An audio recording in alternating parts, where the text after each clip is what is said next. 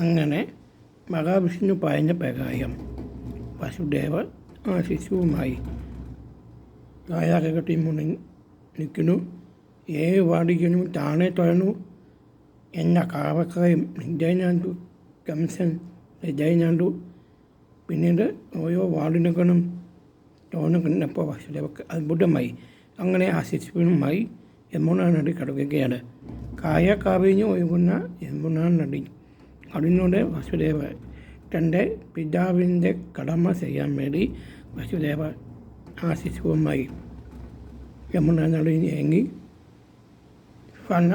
ശ്രേഷ്ഠനായ അനന്തൻ കൊടയായിട്ട് വന്നു എട്ടാമത്തെ ശിശുവിനെ സംരക്ഷിക്കാൻ വേണ്ടി.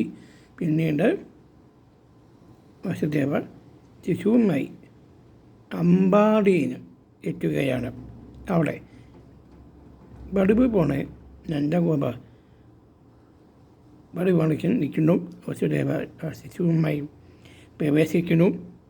നന്ദഗോപ പറയുന്നു, അന്നയ പ്രിയമിത്തമായ വസുദേവയെ എനിക്കറിയാം, കംസൻ തൻ്റെ ദുഷ്ടപ്രവർത്തികൾ ചെയ്യുന്നു. ഈ ലോകം നശിപ്പിക്കാൻ പോകും. അതുകൊണ്ട് നിൻ്റെ കുഞ്ഞിനെ എനിക്ക് തരിക, എന്നിട്ട് എൻ്റെ മകനെ കൊണ്ടുപോകുക എന്ന് പറഞ്ഞ് നന്ദഗോപ തന്നെ എട്ടാമത്തെ ശിശുവിനെ യശോദയുടെ അരികിൽ കിടത്തി. എന്നിട്ട് തനിക്ക് ജനിച്ച കുട്ടി അതായത് കന്യകയെ വസുദേവക്ക് കൊടുക്കണം. അപ്പോൾ വസുദേവ പറയുന്നു, ഇതൊന്നും വേണ്ടായിരുന്നു, ഇവൻ കംസൻ്റെ ആവും.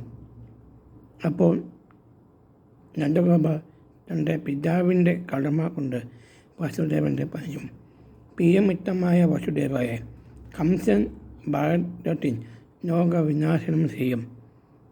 ചിലപ്പോൾ ഒരു വിധിയായിരിക്കും, എൻ്റെ പെൺകുഞ്ഞെ കംസൻ്റെ കയ്യാൻ വിട്ടുപോയിക്കട്ടെ, എന്നാൽ നിൻ്റെ പുത്രൻ സംരക്ഷിക്കപ്പെടട്ടെ. ഇവിടെ ഈ അമ്പാടിയിൽ മനസ്സുണ്ട് വസുദേവയും ആ പെൺ ശിശുവും കായാകത്തിൽ എത്തിച്ചേർന്നു. പെൺ ശിശു കഴിഞ്ഞു. കേട്ട കാവക്കാർ കംസനെ മിത്താന്തം കേൾപ്പിക്കുന്നു. എട്ടാമത്തെ കുട്ടി ജനിച്ചതിന് കംസൻ അങ്ങനെ കായാകത്തിൽ വരുന്നു. ദേവകനെ ചോദിക്കുന്നു, കഴിഞ്ഞ എന്ന് പറഞ്ഞു. ഒടുവിൽ കംസൻ പിടിച്ചു വാങ്ങി കാണ് പൊക്കിയപ്പോൾ ആ ശിശു മായാദേവിയായിട്ട് കംസനോട് പറഞ്ഞു, അയേ മുടാചായ സ്ത്രീകളോട് പയക്കാമം വേണ്ട, നിൻ്റെ അണ്ടകൻ ഭൂമി തന്നാളെ ജനിച്ചു, സർവത്തയ തേഞ്ഞു കുനിക്കാൻ നീ. ഇത് സംസ്കൃത ശ്ലോകമാണ് കേട്ടോ. ഭാഗവതത്തിൽ നിന്നും പറയുന്ന ഒരു പ്രസിദ്ധമായ ശ്ലോകമാണ്. പിന്നീട് കംസൻ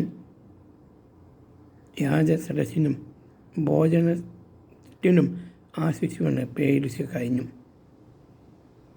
പിന്നീടാണ് പൂർണ്ണാമോസത്തിൽ എത്തുന്നത്. പൂർണ്ണാമോസം ഈ എപ്പിസോഡിൽ പറഞ്ഞു കഴിഞ്ഞാൽ അടുത്ത എപ്പിസോഡിൽ പറയുകയാണ്. നന്ദി, നമസ്കാരം.